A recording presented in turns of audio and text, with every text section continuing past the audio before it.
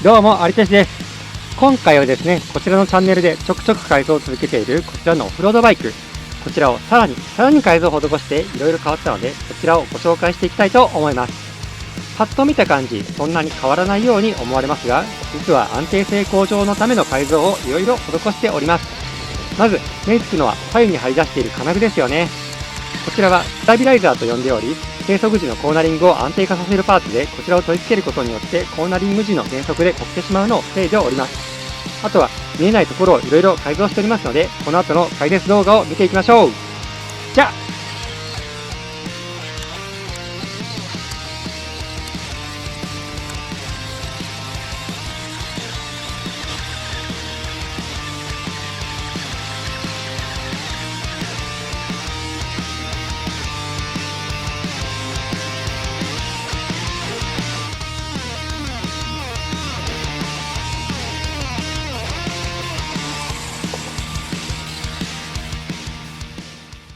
はい、こちらが先ほど走らせていたオフロードバイクです。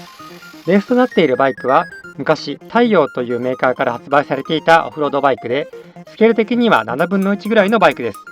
自分は6分の1のフィギュアを乗せています。6分の1なら他のラジコンも結構あるので、いずれ一緒に走らせてみたいですね。で、改造で目につくのはハンドルのステアリングアームが青いメッキのパーツになっているところと、ライダーの体重移動がより大きくなったのがわかるのではないでしょうか。はい、それではまずライダーの改造から見ていきましょう。ライダーはですね、以前の改造ですでにライドア人形自体にサーボを取り付けて動かすことをしておりました。これにより電子ジャイロからの信号でふらつきを防止する仕組みにしていました。以前はこのように股の部分だけが動いてお尻を振るような動きをさせていました。ただこれだと実際の体重移動が少なかったので効果も少なかったです。それで今回はパーツを延長して腕を動かすようにもしました。このように股と腕両方を動かしてより大きく体重移動をさせることに成功しました。出来上がるとこんな感じです。まあこれでもまだちょっと動き少ないかもですね。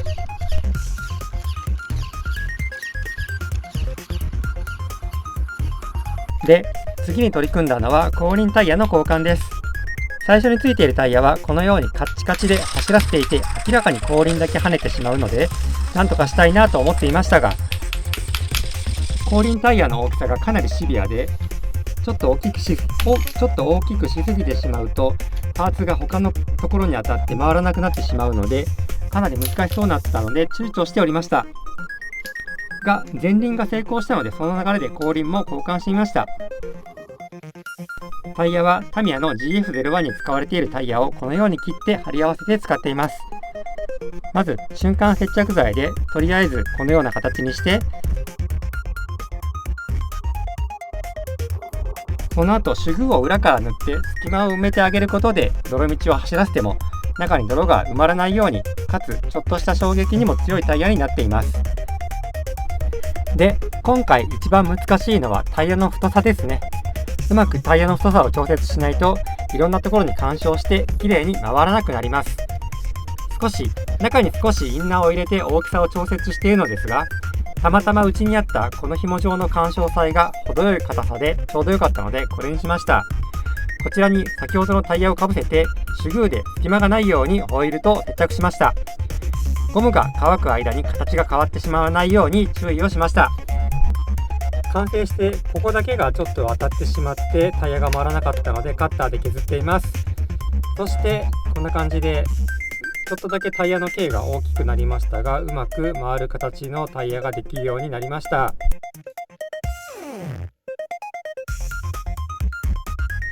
それでは早速こちらを走らせていきたいと思います。人形が変わってタイヤの後輪が変わっております。どんな感じでしょうか。行ってみよう。はい、颯爽と走り出しました。バランスはいい感じですね。あとそうですね、後輪のタイヤも跳ねなくなったので安定して走っているのではないでしょうか。はい、この辺はお手の物です。はい、もともと前の状態でもこの直線 400m なんですけども、最後まで行くのが確認できておりますので、この辺は余裕でしょう。より安定して走れていると思います。はい、そしてこの辺で、人間の体力が力尽きてきます。200m あたり人間がもう走れないということで、あとは電波の続く限り頑張って走らせていきたいと思います。どこまで行くでしょうか。はい、ちょっとカメラでは見えなくなりましたが、どこまで行ったか近づいて見てみましょう。はい、もう見えないので、ちょっと全然操作できてなかったけどですが、もうほぼ 400m 完走する手前まで来ておりました。ものすごい安定したと思います。これはこれで一旦完成です。でですね、次に取り組んだのが走り疲れてスピードを緩めた時の安定感のなさです。はい、走っているとですね、ちょっと疲れてきてスピードを緩めたりします。そうするとですね、突然このようにあらららららららとちょっとハンドル切っただけで倒れてしまうというこれですね。これは後輪に鉄の円盤が仕込まれていて、その回転力によってジャイロ効果を発生させて安定させているという仕組み上、スピードが落ちるとジャイロ効果も薄れてしまうというしょうがない部分ではあるんですが、スピードダウン時のコーナリングの安定性にも影響するので、なんとかしたいなと思っていたところです。重くなったライダーが乗っているのが一つの原因でもあるはずなので、まずはこちらを外して効果を見てみます。確かにライダーがない方が安定しているようにも感じますが、左右にハンドルを入れた時の動きがまったりしますね。ライダーが動くようにしていたので、その重みの効果もあり、クイックに反応してくれていたように思います。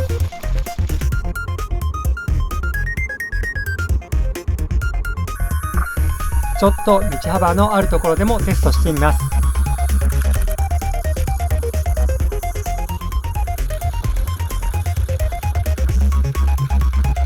やっぱりハンドルのクイックさにかけるのと、ライダーがない状態でもカーブで減速するとこけてしまうのは残念ですね。ちなみにライダーがある状態でも確認します。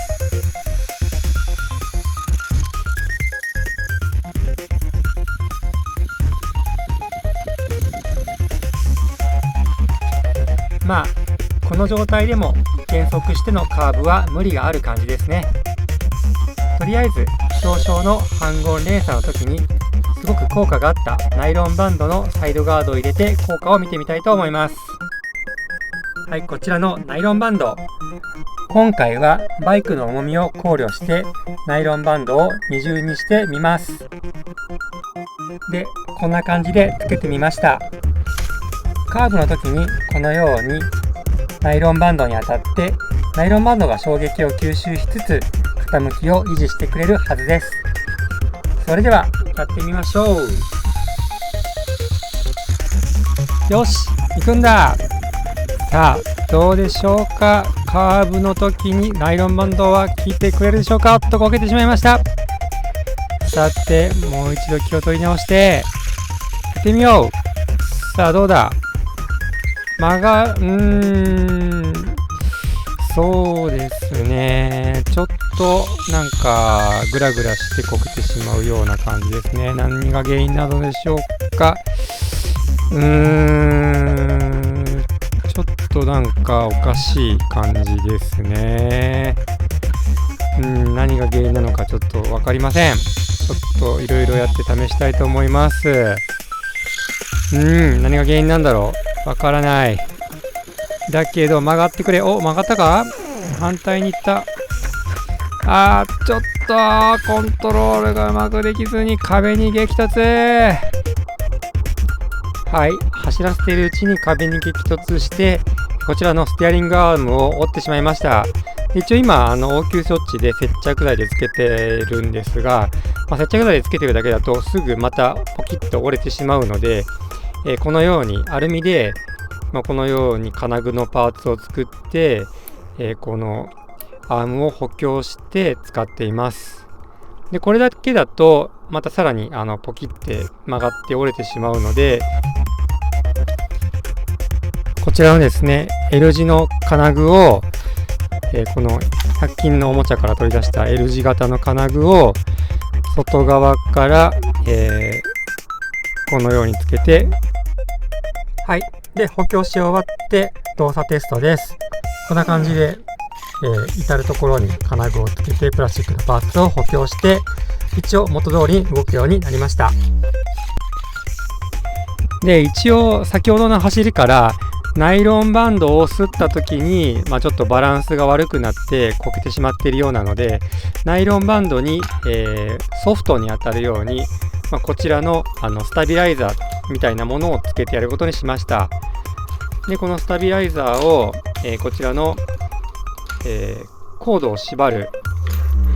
ホームセンターで購入したパーツで留めてやろうかなと思っています。でですがね、微妙に、ちょっと取っ手の部分が思ったよりも大きくて閉まりませんでした。はい、こんな感じで。ということで、取っ手の部分を一回り小さくしてあげようと思います。はい、まずはこの取っ手の部分に切れ込みを入れます。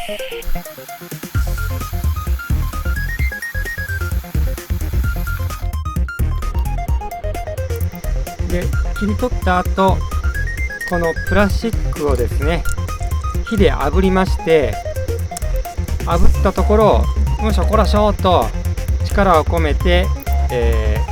径をちょっと小さくしてあげるということをやっています。そうすると先ほど閉まらなかったこちらの固定パーツが、閉まるようになりました。はい。で、これを使って本体に取り付けて固定していきたいと思います。両面テープを剥がしてこの辺にピタリとくっつけちゃいます。はい、つきました。そしてなんと一応ですね、この真ん中では自立で立つぐらいバランスが良くなりました。バランス、ほら、真ん中にいる時にはこのスタビライザーの重みで自重で立つぐらいにはなりました。これはちょっと期待できるかもしれません。早速外で走らせてみたいと思います。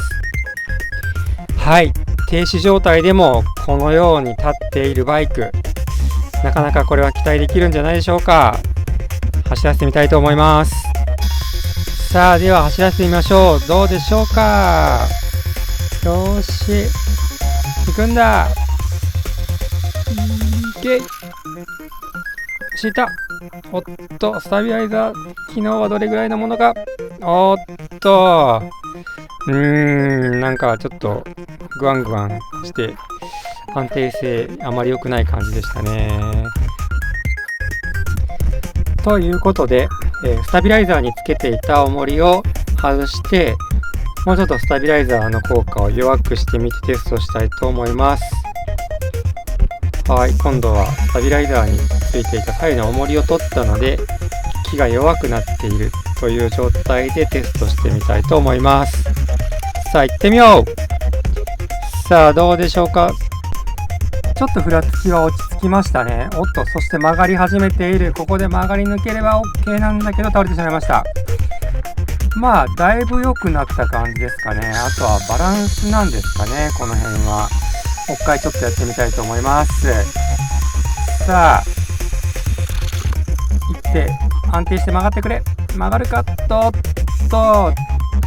と、カーブがきつすぎると跳ねてしまうかという感じがしました。でですね、今このサイドガードなんですけども、サイドガードがもう当たった時には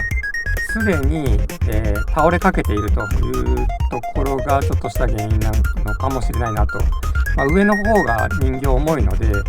この下の方でぶつかってしまうともうすでに倒れかけているのでこけるしかないんじゃないかなということで、サイドガードを低くしてみました。これによって倒れきる前にサイドガードが当たってこれ以上倒れないっていうことでバランスが取れればなと思っています。はい、それではこちらで走らせてみたいと思います。よし、行ってくれ。おっと、ですね、全然曲がらないな。フラフラしただけでしたね。はい、ちょっと気を取り直してもう一回やってみたいと思います。よし、行ってみよう。ここで曲がろうとしたら曲がってくれ。ここで曲がろうとしたら曲がってくれ。曲がったか。おっと、曲がるけどもふらついて倒れるということで、はい、ちょっとこの方向性は違いましたね。でですね、動画では納得いかなくて何度も走らせたんですけども、そうするとガツンやっちまった、正面からぶつかっちまった。これは危険なやつですね。はい、ステアリングがまた折れてしまいました。はい、直していきたいと思います。はい、ということでまたステアリングアームが壊れてしまいましたので、もうやだ、こんな弱いステアリングアームは嫌だということで、思いついたことが毎回やってみたいなと思っているのがあるんですけども、ということでこちらの金属パーツですが、なんとタミヤの TA02SW のリアのアルミパーツになります。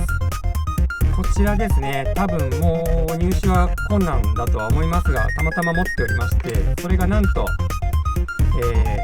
ほぼ加工なしでこちらについてしまうという、はい、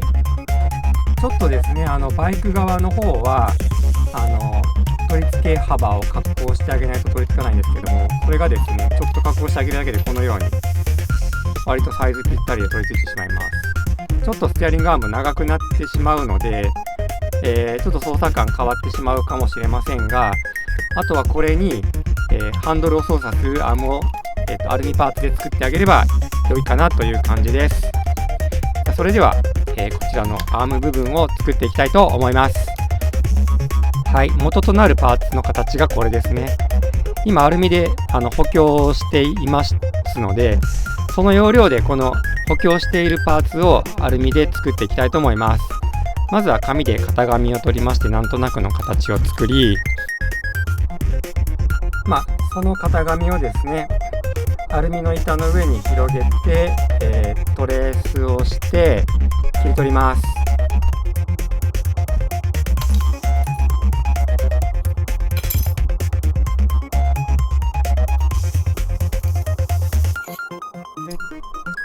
で、アルミパーツを、うねうねと、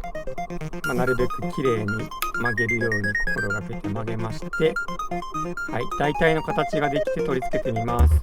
はい、似たような形にはなったのではないでしょうか。はい、でですね、できたこちらを瞬間接着剤で取り付けます。アルミパーツも結構穴が開いているので、この瞬間接着剤で貼り付けるっていうのは意外とパリッとぶつかったら取れちゃうんですよね。そういうところが逆に良いのかなと思って、今度は折れるんじゃなくて、ぶつかったら取れるっていう感じで強度は考えています。で、それをつけるとこんな感じで、つけてみて分かったんですけども、ほとんど動きませんでした。というところで、アルミパーツをもっと細くしなきゃいけないなというところで、作り直していきたいと思います。これは一旦剥いで吐き、はい、こんな感じのものがついてきましたが、で作り直していきたいんですが、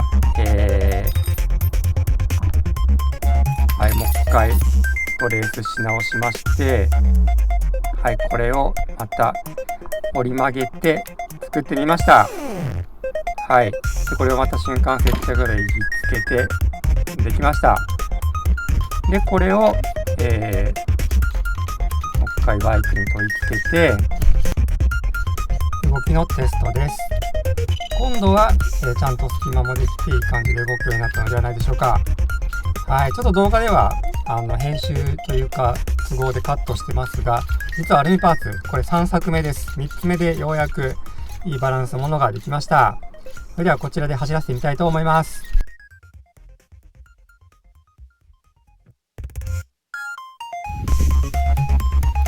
はい、外にやってきました。で、スタビライザーを取り付けまして、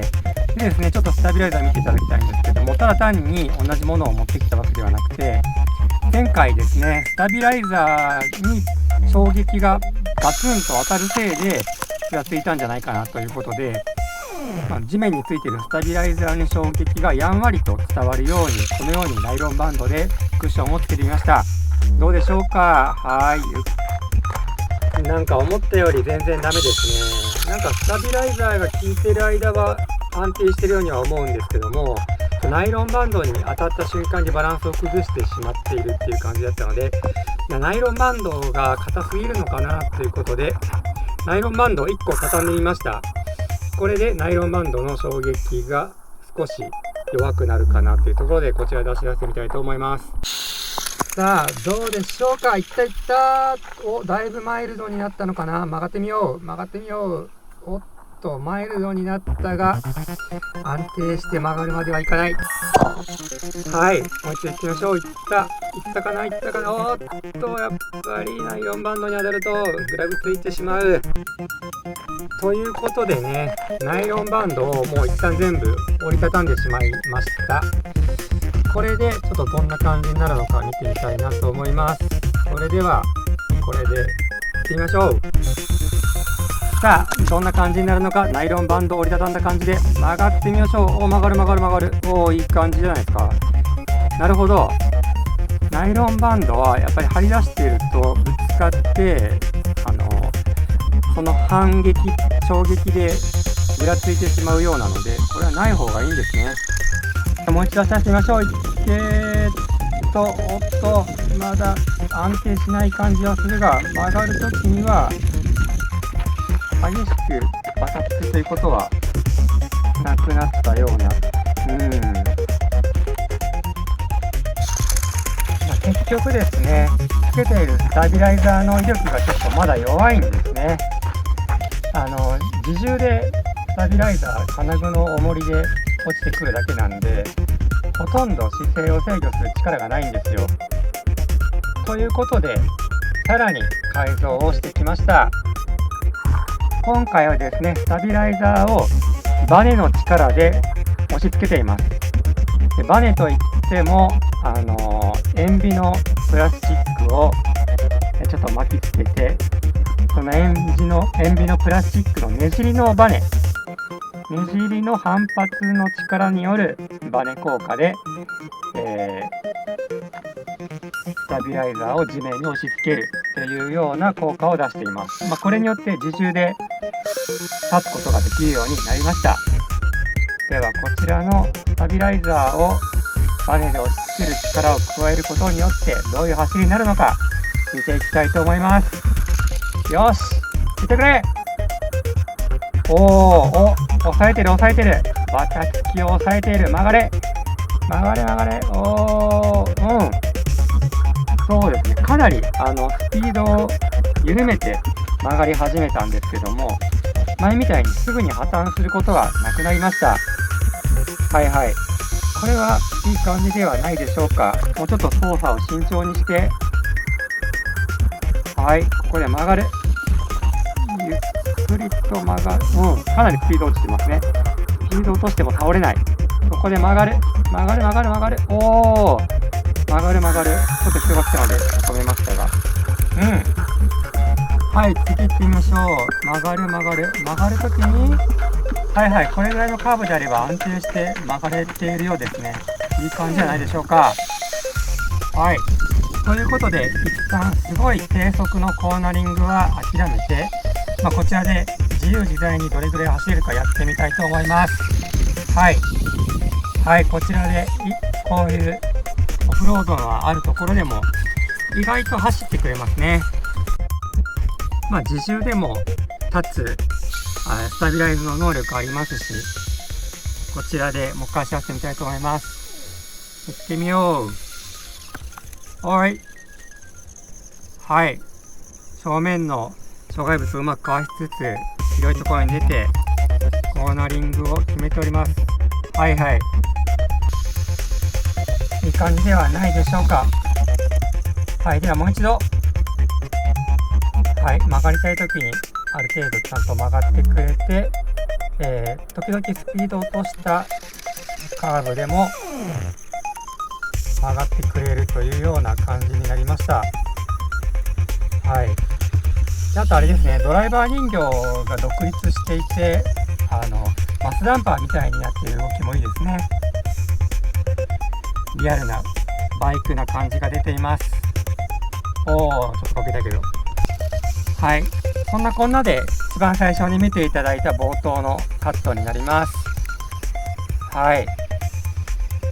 こんな感じで縦横無尽に走るようにはなりました。ちょっとですね、すごい小回りが効くかというと、これはまだ調整ができてないような感じですが、ある程度自在に操れるようになり、前みたいに必ず全速力じゃないと安定しないっていう感じにはなったので、いざという時には小回りが効くような感じになりました。